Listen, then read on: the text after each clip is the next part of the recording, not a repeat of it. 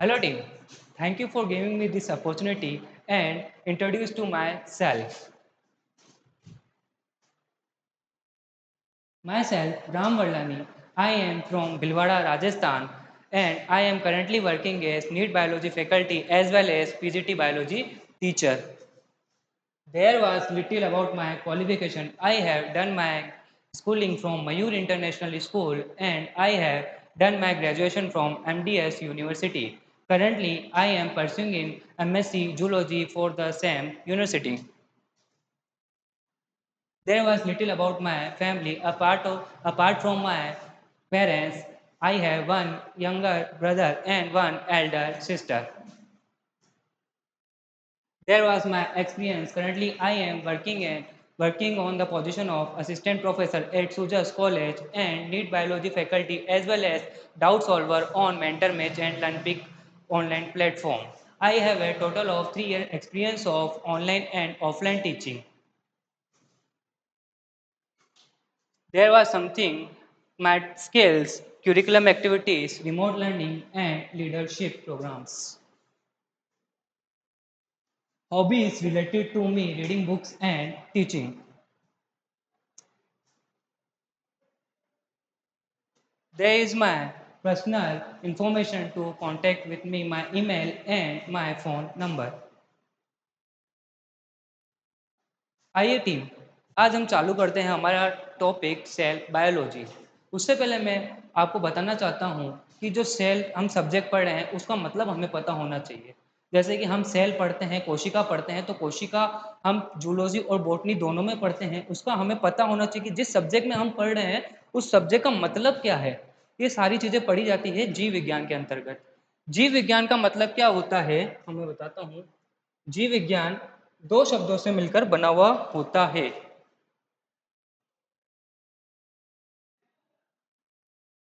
जीव विज्ञान दो शब्दों से मिलकर बना हुआ होता है। जीव प्लस में विज्ञान। जीव प्लस विज्ञान।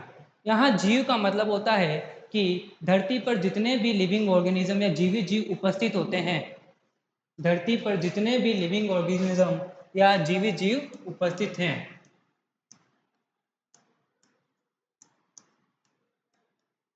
और विज्ञान का मतलब होता है अध्ययन करना।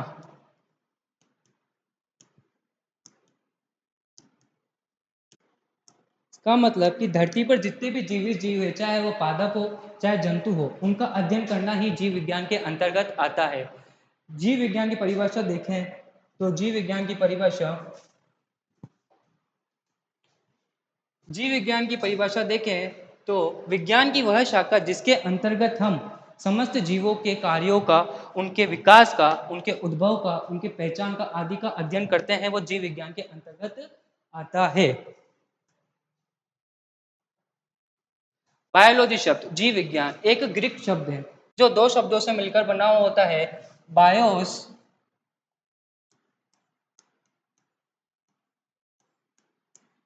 Plus logos. बायोस का मतलब है यहाँ पृथ्वी पर उपस्थित जीवित जीव, पृथ्वी पर उपस्थित जीवित जीव, और लोगोस का मतलब होता है यहाँ अध्ययन करना।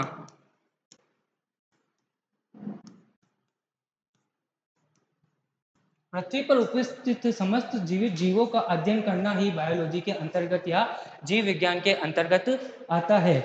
जीव विज्ञान को दो शाखाओं में बांटा गया है। जीव विज्ञान को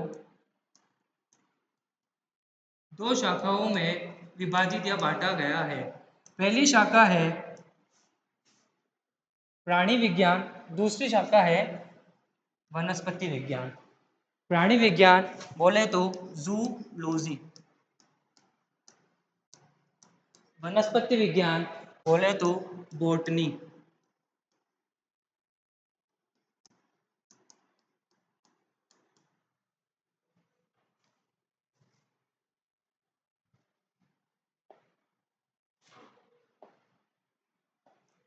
जूलॉजी के अंतर्गत हम पृथ्वी पर उपस्थित समस्त जीव जंतुओं का अध्ययन करते हैं। वह जीव एक कोशिकीय के भी हो सकते हैं, मतलब छोटे जीव भी हो सकते हैं, एक कोशिकीय के भी हो सकते हैं, वह बहुकोशिकीय के भी हो सकते हैं। मतलब वह जीव एक कोशिका से भी निर्मित हो सकते हैं, वह बहुत सारी कोशिका से मिलकर भी बन सकते हैं। जैसे एक कोशिकीय जीव का एग्जाम्पल लूँ मैं तो पैरामीशियम, और बहुकोशिकीय जीव का एग्जाम्पल लूँ तो मानव। पृथ्वी पर जितने भी एक कोशिका से लेकर बहुकोशिकीय तक जीव है, उनका अध्ययन ही हम जंतु विज्ञान के अंतर्गत करते हैं।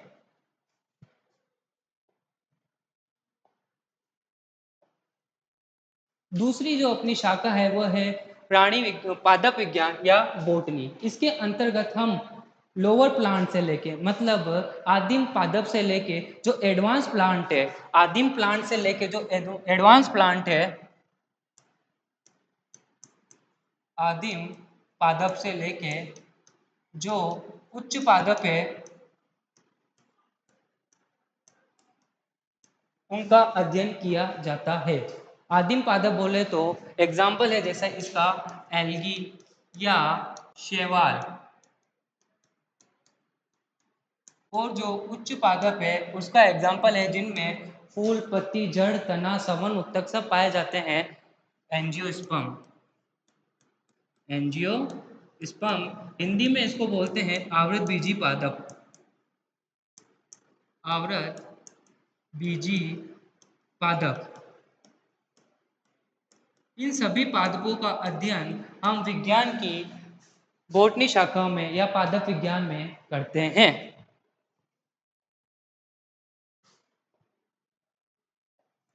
अब हम अपना टॉपिक चालू करते हैं, कोशिका जीवन की इकाई।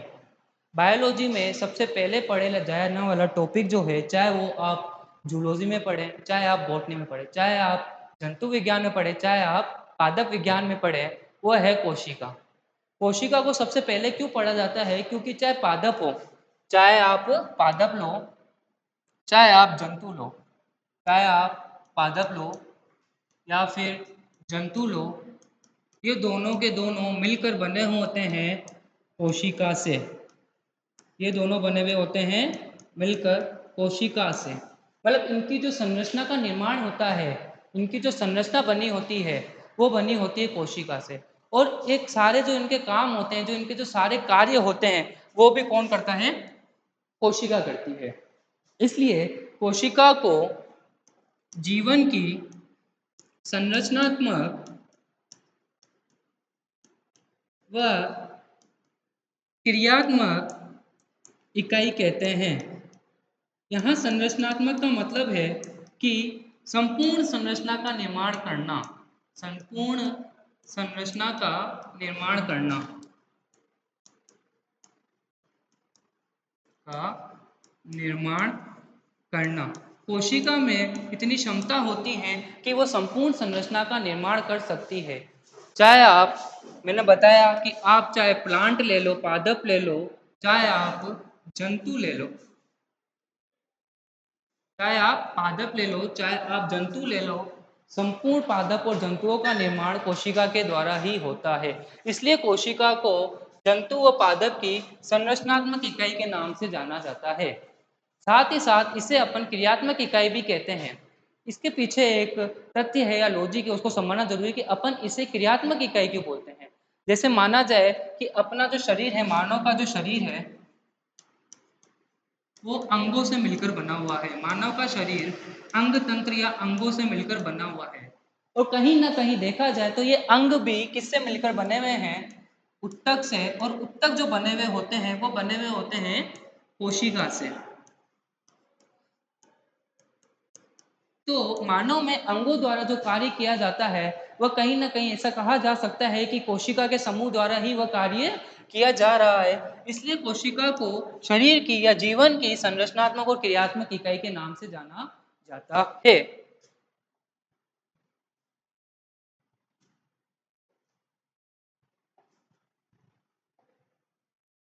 कोशिका को जीवन की संरचनात्मक व क्रियात्मक इकाई इसलिए कहते हैं क्योंकि अकेली कोशिका एक संपूर्ण जीव को बनाती है। ये चीज अभी अपन समझ के आए हैं।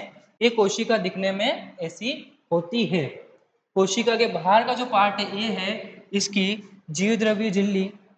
ये है जीवद्रव्य झिल्ली या कोशिका झिल्ली। ये है जीवद्रव्य झिल्ली या कोशिका झिल्ली। दूसरी संरचना कोशिका की है केंद्रक। दूसरी संरचना कोशिका की है केंद्रक। और समस्त जो ये चीजें हैं वो है कोशिकांग। कोशिका के अंदर या साइटोप्लाज्म या जीवद्रव्य में जो चीजें पड़ी हुई है उन्हें हम कहते हैं कोशिकांग। संपूर्ण कोशिका इन तीन चीजों से मिलकर ही बनी हुई होती है जो सारे काम करती है।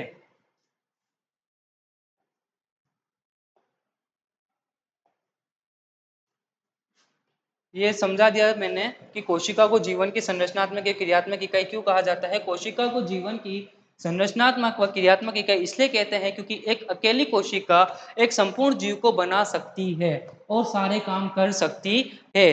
प्रत्येक कोशिका की अपनी एक संरचना होती है और कोशिका की रचना अनेक कोशिकाओं से होती है। ये चीजें अपन आगे समझ चुके हैं।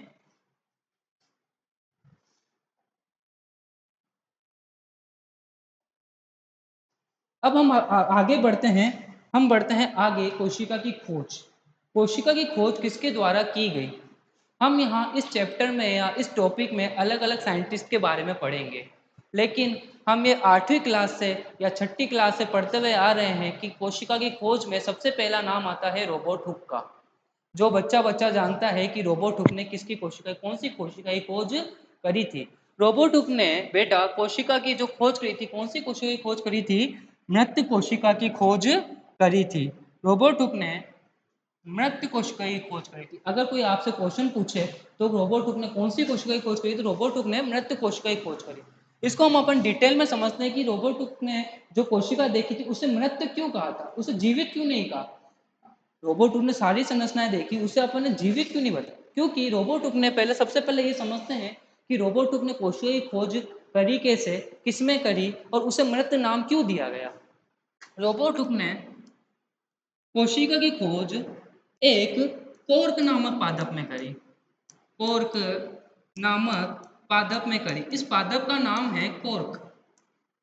रोबोट हुक ने क्या किया कि ये जो कोर्क नामक पादप है उसमें से इसकी छाल को निकाला, इसकी छाल को बाहर निकाला और उसकी स्लाइड बनाई और उसको सूक्ष्मदर्शी के अंदर देखा।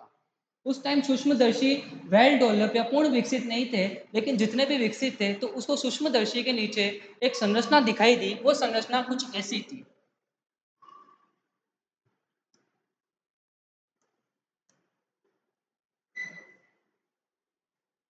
इस संरचना को उसने मधुमक्खी के छत्ते के समान बताया और यह संरचना अंदर से खाली थी। इसके अंदर कुछ भी उपस्थित नहीं था, न तो इसमें जीवद्रव्य उपस्थित था, न ही इसमें कोशिकांग उपस्थित थे, न ही कोशिका का केंद्रक उपस्थित था। ये एक संरचना अंदर से खाली थी। इस संरचना को उसने बोल दिया खाली कक्ष। खाली कक्ष। और ग्रीक शब्द में उसने इसे बोला सेला, जो आगे चलकर विकसित हुआ सेल के नाम से या कोशिका के नाम से। मतलब कि उसने इसके अंदर कुछ भी नहीं देखा, केवल एक बाहर की संरचना देखी और अंदर कुछ भी नहीं होने के कारण उसे नाम दिया खाली कक्ष। आगे चलकर वो बोला उसने सेला। यही इसी चीज को आगे जाके बोला जाता है कोशिका। ये जो बाहर संरचना दिख रही है उसने पादप कोशिका का अध्ययन किया था। कोर्क नामक पादप में किया था। तो ये जो कोशिका का अध्ययन थे वो पादप कोशिका थी एक प्रकार की।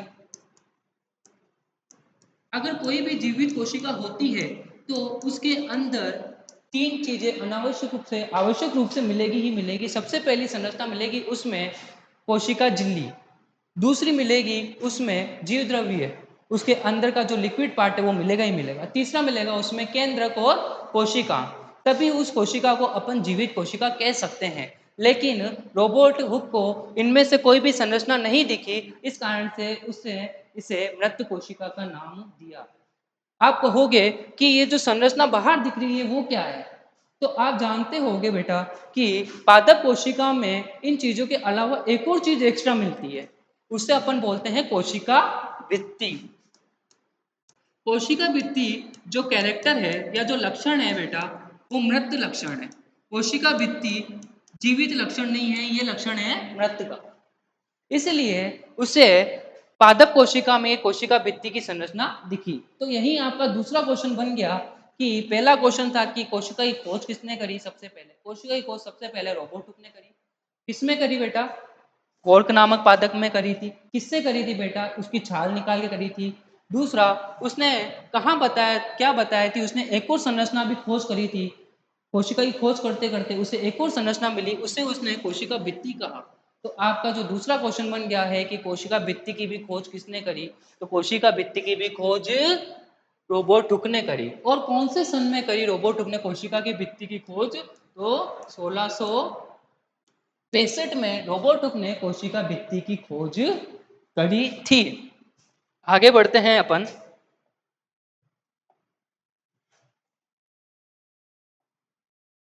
ये कोशिका, ये है रोबोट हुक। ये जो आप डायग्राम में चित्र जो देख रहे हैं, ये किसका डायग्राम है बेटा? ये है रोबोट हुक का। किसकी खोज करी? मृत्यु कोशिका की खोज करी। किसमें करी? अंडर माइक्रोस्कोप करी थी, सूक्ष्मदर्शी के नीचे करी थी। लेकिन आप देखते हैं कि ये जो सूक्ष्मदर्शी है वो पूर्ण रूप से विकसित नहीं है, ये आधुनिक सूक्ष्मदर्शी नहीं है, ये बहुत पुराने या आदिम सूक्ष्मदर्शी है। उसके अंदर इन्होंने ये संरचना की खोज करी थी। कौन से सन में करी थी? 1665 सन में करी थी। और कौन सी पुस्तक में उसने अपना बताया था? तो माइक्रोग्राफिया नामक पुस्तक में उसने अपनी कोशिका के बारे में बताया था।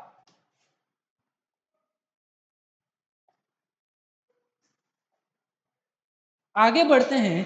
रोबोट हुक के बाद हमारा एनसीईआरटी में एक और साइंटिस्ट का नाम दिया हुआ है, एंटनी वॉन ल्यूवेनहुक। ये जो आप डायग्राम देख रहे हैं वो किसका है? एंटनी वॉन ल्यूवेनहुक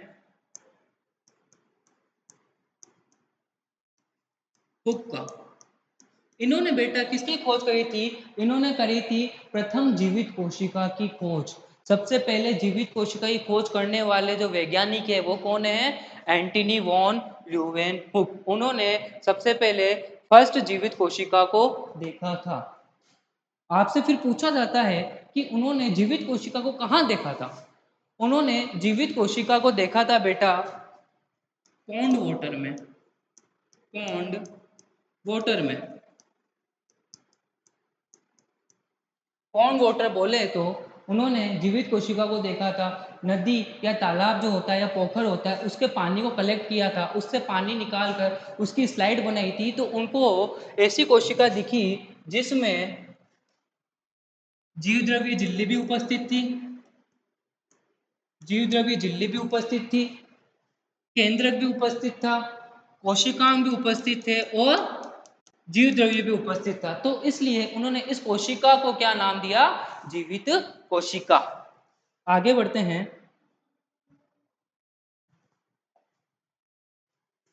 कोशिका सिद्धांत सबसे महत्वपूर्ण टॉपिक आपका कोशिका सिद्धांत। इन चीजों में पूछे जाने वाले सबसे ज्यादा टॉपिक में से आता है कोशिका सिद्धांत। कोशिका सिद्धांत दो वैज्ञानिकों ने मिलकर दिया था।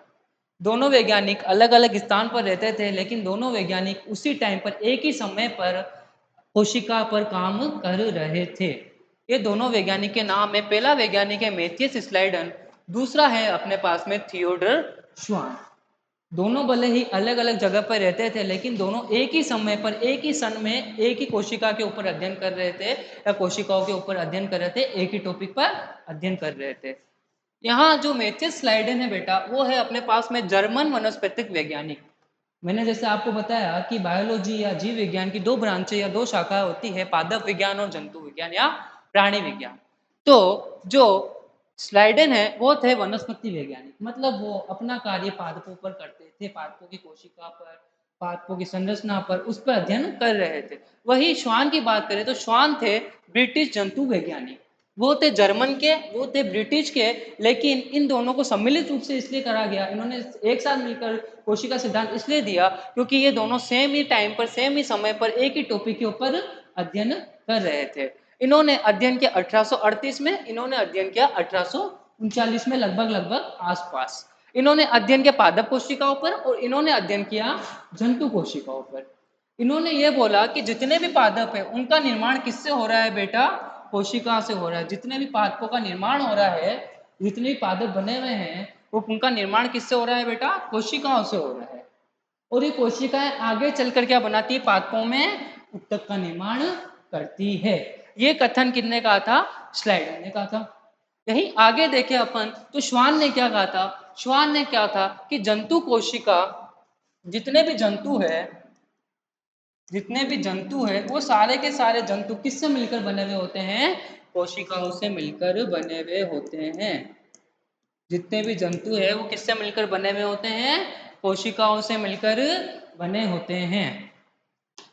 जंतु कोशिका में उन्होंने अध्ययन करने पर पाया कि जंतु कोशिका में एक पतली परत मिल रही है जिसे आजकल अपन जीव द्रव्य झिल्ली कहते हैं, लेकिन उस टाइम श्वान उस पतली परत को कोई नाम नहीं दे पाए थे। क्यों नहीं दे पाए थे? इसका एक कारण है, क्योंकि उस टाइम पे कोई भी सूक्ष्मदर्शी या आधुनिक सूक्ष्मदर्शी नहीं आया था। आधुनिक सूक्ष्मदर्शी जो आया था, उनका जो आविष्कार हुआ था वो बहुत समय बाद हुआ था। इसलिए उन्होंने एक पतली परत दिखी जिसे आजकल या अब क्या किसका नाम दिया जाता है बेटा? कोशिका झिल्ली का नाम दिया जाता है। श्वान जंतु वैज्ञानिक होते हुए भी इन्होंने पादपों का भी, इनको कुछ रुचि थी पादपों में, इसलिए उन्होंने पादप कोशिका के ऊपर भी अध्ययन करना चालू कर दिया। उन्होंने पादपों कोशिका में अध्ययन चालू किया तो उन्होंने देखा कि पादपों में, जंतुओं में पतली परत तो मिल ही रही है कोशिका के बाद, लेकिन पादपों में पतली परत के बाद एक और एक मोटी परत मिल रही है, जिसे उन्होंने क्या नाम दिया? उस मोटी परत को नाम दिया कोशिका भित्ति। और उन्होंने ये कहा कि पादप कोशिकाओं का यह एक विशिष्ट लक्षण है। मतलब इस लाइन का मतलब है कि पादपों में कोशिका झिल्ली के अतिरिक्त एक और मोटा आवरण पाया जाता है, एक और मोटी कवरिंग पाई जाती है, उन्हें उन्होंने बोल दिया कोशिका भित्ति। और इन्हें कहा कि ये पादपों का विशिष्ट लक्षण है। विशिष्ट लक्षण बोले तो ये केवल और केवल पादपों में ही पाया जाता है और जंतुओं में नहीं पाया जाता है। इस कारण से उन्होंने एक कथन कहा कि कोशिका भित्ति का पाया जाना पादप कोशिकाओं का एक विशिष्ट लक्षण है। ठीक है। और पादप तथा जंतुओं के शरीर का निर्माण कोशिकाओं से होता है। ये दो से तीन कथन श्वान ने कहे थे। वापिस हम रिवाइज करें तो स्लाइडेन ने बोला था कि जितने भी पादप होते हैं वो कोशिकाओं से मिलकर बने होते हैं, कोशिका आगे चल के उत्तक बनाती है।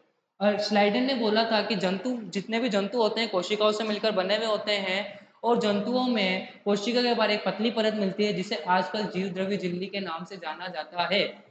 देन उन्होंने पादपों के जंतुओं के साथ साथ पादपों का भी अध्ययन किया और उन्होंने देखा कि जीव द्रव्य झिल्ली के अतिरिक्त पादपों में एक और कवरिंग या एक और आवरण मिलता है जिसे उन्होंने कोशिका भित्ति कहा और इसे उन्होंने पादपों का विशिष्ट लक्षण कहा। विशिष्ट लक्षण क्यों कहा? क्योंकि ये ओनली और ओनली, केवल और केवल पादपों में ही उपस्थित है, जंतुओं में उपस्थित नहीं है। इसलिए यहाँ उन्होंने विशिष्ट शब्द का उपयोग या प्रयोग किया था। आगे बढ़ते हैं हम। अब हम देखते हैं कि इन्होंने कोशिका सिद्धांत दिया। कोशिका सिद्धांत दो जनों ने मिलकर दिया था, दो साइंटिस्टों ने मिलकर दिया था, स्लाइडन और श्वान। लेकिन वो दोनों के दोनों साइंटिस्ट ये बताने में असमर्थ रहे थे, ये नहीं बता पाए थे बेटा कि जो नई कोशिका बन रही है वो कहाँ से बन रही है। उनसे जब सवाल पूछे गए थे तो वो बताने में असमर्थ रहे थे कि आप बोलते रहो कि जंतु का निर्माण कोशिका से हो रहा है, पादप का निर्माण कोशिका से हो रहा है, लेकिन ये जो नई कोशिका बन रही है वो बन कहाँ से रही है, उसका आंसर आप क्यों नहीं दे पाए। तो उस आंसर को या उस थ्योरी को मॉडिफाई करके दूसरे साइंटिस्ट ने सबके आगे रखा था।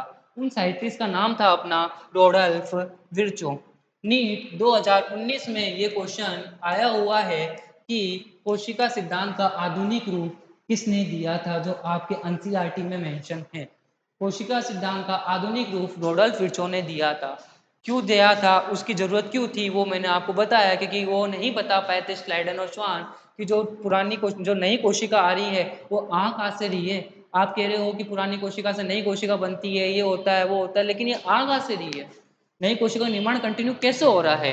तो रोडोल्फ विर्चो आए थे। रोडोल्फ विर्चो ने सन 1855 में कोशिका सिद्धांत को मॉडिफाई किया और बताया कि जो नई कोशिकाओं का निर्माण हो रहा है वो पूर्ववर्ती कोशिकाओं से हो रहा है। मतलब यह है पूर्ववर्ती कोशिका और यह है नई कोशिका। यह है पूर्ववर्ती और यह है नई कोशिका। तो नई कोशिका का जो निर्माण हो रहा है वो पूर्ववर्ती कोशिका के विभाजन से हो रहा है। ये कथन कोशिका सिद्धांत में और जुड़ गया और इस कथन को जोड़ने के बाद जो सिद्धांत आया उसे अपन ने बोला आधुनिक कोशिका सिद्धांत। अपन ने इसे क्या बोला? आधुनिक कोशिका सिद्धांत। किसने दिया था, किसने प्रतिपादित किया था? रोडोल्फ विर्चो ने। कौन से सन में किया था? 1855 में। तो अब अपन देखते हैं कि एनसीईआरटी में लिखा हुआ है ओमिनी सेलुला ई सेलुला, इसका मतलब क्या है? रोडोल्फ विर्चो ने ओमिनी सेलुला ई सेलुला कथन लिखा हुआ है, इसका मतलब क्या है? ओमिनी मतलब होता है बेटा न्यू। ओमिनी मतलब होता है बेटा न्यू। सेलुला मतलब होता है सेल और ई मतलब होता है एग्जिस्टिंग या पुरानी और सेलुला का मतलब होता है सेल। अगर इस कथन को जोड़ा जाए तो इस कथन से हमें पता चलता है कि जो नई कोशिकाओं का निर्माण हो रहा है वो पुरानी कोशिकाओं से ही हो रहा है।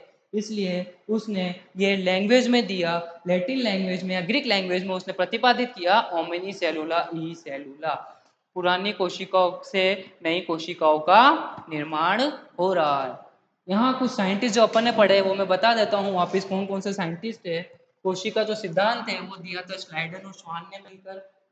आधुनिक जो कोशिका सिद्धांत है वो दिया था रोडोल्फ विर्चो ने मिलकर। कोशिका सिद्धांत का जैसे रूपांतरण देखेंगे तो आप विर्चो ने दिया था। आधुनिक कोशिका सिद्धांत जो है मतलब इन तीनों साइंटिस्ट के योगदान से बना है। कोशिका सिद्धांत तो इन्होंने स्लाइडन और श्वान ने दिया था लेकिन उसको मॉडिफाई करके नए रूप में प्रस्तुत किसने किया? विर्चो ने।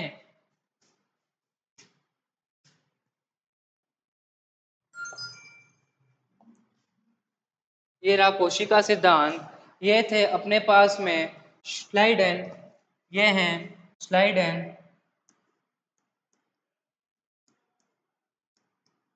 और ये हैं श्वान।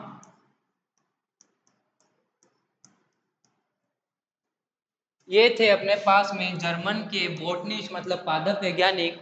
इन्होंने कब दिया? 1838 में पादपों के बारे में बताया। और ये थे ब्रिटिश जूलॉजिस्ट मतलब जंतु वैज्ञानिक। इन्होंने 1839 में कोशिका के बारे में बताया।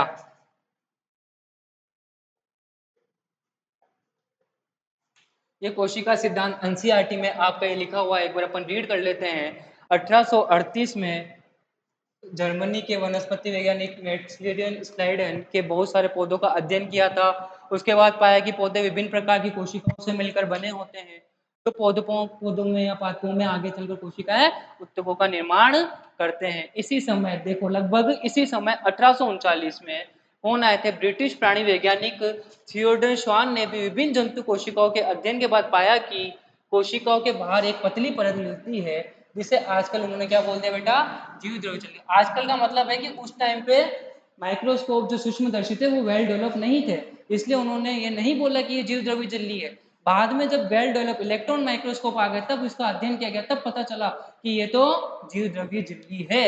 उस टाइम उन्होंने उसे क्या बोल दिया था? पतली परत। तो आपका नीट में क्वेश्चन आ सकता है कि कोशिका झिल्ली की खोज क्या किसने करी थी? तो आपको ये नहीं बोलना है कि कोशिका झिल्ली की खोज इन्होंने करी थी श्वान ने। उन्होंने तो बस केवल बता दिया था कि एक पतली परत मिल रही है। हाँ, अगर कोशिका भित्ति की खोज पूछते हैं आपसे तो कोशिका की भित्ति की खोज किसने करी थी? रॉबर्ट हुक ने करी थी, ये बताया था। वैज्ञानिक ने पादप उत्तकों के अध्ययन के बाद पाया कि पादप कोशिकाओं में कोशिका भित्ति मिलती है जो इसकी विशेषता होती है। ये कथन भी किसने कहा था? श्वान ने कहा था कि श्वान को पादपों में भी रुचि आ गई थी। कोशिका के अध्ययन करते करते उसको पादपों में भी रुचि आ गई, तो उसने जंतुओं के साथ साथ पादप कोशिका को भी अध्ययन करना चालू कर दिया था। इन्होंने संयुक्त रूप से दिया था। संयुक्त रूप से रहने के बाद वो बताने में असमर्थ थे कि जो नई कोशिका आ रही है उनका निर्माण कैसे हो रहा है। तो फिर आए थे नए साइंटिस्ट अपने रोडोल्फ विर्चो। उन्होंने सही तरीके से बताया था कि जो नई कोशिका है वो पूर्व स्थित कोशिकाओं से आ रही है, अपुष्ट कोशिकाओं के विभाजन से उनका निर्माण हो रहा है। देखिए यहाँ कथन लिखा हुआ एनसीईआरटी में, ओमिनी सेलुला ई सेलुला, इसका मतलब मैंने आपको बताया था, नई कोशिकाओं का निर्माण पुरानी कोशिकाओं से हो रहा है। इन सब को मिला के जो अपने पास में कोशिका सिद्धांत आया वो इस प्रकार का है। पहला जो कोशिका सिद्धांत है आपका वो है अपने पास में, सभी जीव कोशिका व कोशिका उत्पाद से बने हुए होते हैं। सभी जीव कोशिका और कोशिका के उत्पाद से बने होते हैं और सभी कोशिकाएं जो होती है वो परिविस्तृत कोशिकाओं से निर्मित होती है। ये आ गया आपका कोशिका सिद्धांत, कंप्लीट कोशिका सिद्धांत, आधुनिक कोशिका सिद्धांत।